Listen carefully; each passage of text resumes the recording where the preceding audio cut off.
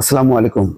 দিনের আরেকটি গুরুত্বপূর্ণ খবর হচ্ছে সচিবালয়ে কড়া নিরাপত্তা, সোয়াট, বিজিবি মোতায়েন। এটা খুবই দুঃখজনক। মনে হচ্ছে যেন সচিবালয়ে মার্শাল ল জারি করা হয়েছে, অথবা 144 ধারা বা সেনা শাসন, যাই বলি না কেন। এই পরিস্থিতিটা কোনোভাবেই কাঙ্ক্ষিত না।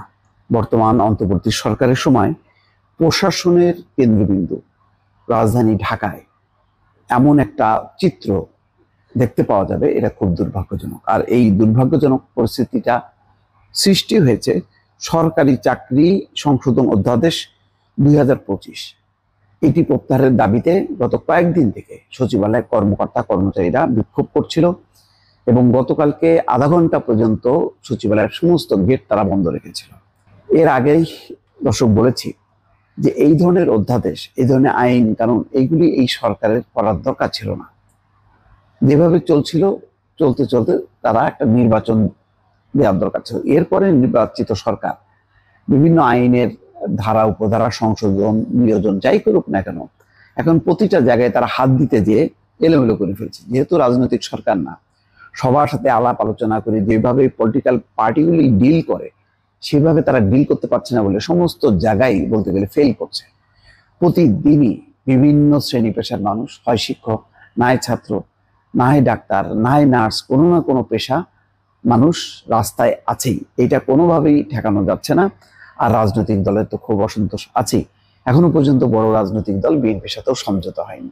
রাজনৈতিক অচল অবস্থা, প্রশাসনের অচল অবস্থা, জনজীবনে অচল অবস্থা, আইন শৃঙ্খলা পরিস্থিতির একটা অচল অবস্থা, এইভাবে সময় পার করছে অন্তর্বর্তী সরকার। আজকে নিরাপত্তার ব্যবস্থা কড়াকড়ি করা হয়েছে সচিবালয়।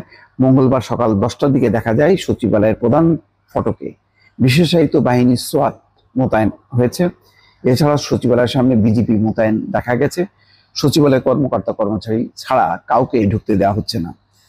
অবশ্য সোমবার সচিবালয় থেকে জানানো হয়েছে আজ সচিবালয়ের সব ধরনের দর্শনার্থীদের প্রবেশ বন্ধ থাকবে। মানে এগুলি হলো কি বিশেষ পরিস্থিতি। এখন দর্শনার্থী তারা তো আসে বিভিন্ন কাজে, তার মানে তাদের কাজও আজকে বন্ধ। এমন অবস্থায় আজ সকাল 9:30টায় এই প্রতিবেদন লেখা পর্যন্ত সাংবাদিকদেরও সচিবালয়ে প্রবেশ করতে দেওয়া হচ্ছে না। মানে এই জন্যই বললাম যে একটা মার্শাল ল জারি করা হয়েছে আর কি। সচিবালয়ের দায়িত্বে থাকা পুলিশ সদস্যরা বলছেন সাংবাদিকদের প্রবেশের বিষয়ে দুপুর 12টার দিকে সিদ্ধান্ত নেবে। দাবি আদায়ে টানা তৃতীয় দিনের মতো সচিবালয়ের ভেতরে বিক্ষোভ করেন বিভিন্ন মন্ত্রণালয় এবং বিভাগের কর্মচারীরা। আজ আবার বিক্ষোভ মিছিল করার ঘোষণা দিয়েছেন তারা। একই সঙ্গে এই ধরনের কর্মসূচি পালনের জন্য সচিবালয়ের বাইরে সারা দেশের সরকারি দপ্তরের কর্মচারীদের প্রতি তারা আহ্বান জানিয়েছেন।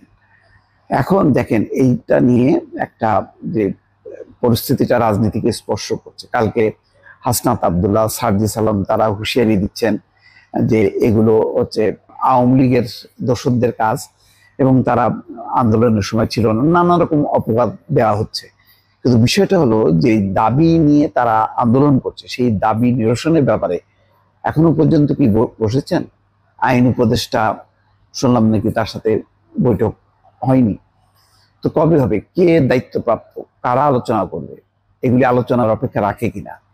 যেহেতু শ্রমিক কর্মকর্তা কর্মচারীদের চাকরির অধ্যাদেশ, তাদের চাকরির নিরাপত্তা তারা চাইবেন, আবার সরকারও চাইবেন একটা শৃঙ্খলা। তো দুইটার কিভাবে সমন্বয় হবে? এই যে এই ইস্যুগুলি খুবই স্পর্শকাতর বিষয়। এগুলি আলাপ আলোচনা ছাড়া শুধু বল প্রয়োগ করে এটা সম্ভব না। বল প্রয়োগ করার মানে অব্যাহতভাবে কারা বল প্রয়োগ করবে? যারা বল প্রয়োগ করবে তারাও তো একই ভাবে ভিকটিম হইতে পারে। ফলে সবকিছু মিলায় কেমন জানি একটা আওলাঝালো অবস্থা, যেটা খুবই কাঙ্ক্ষিত না। এগুলি আসলে পলিটিক্যাল গভর্নমেন্ট ছাড়া এগুলি সমাধান করা সহজ না।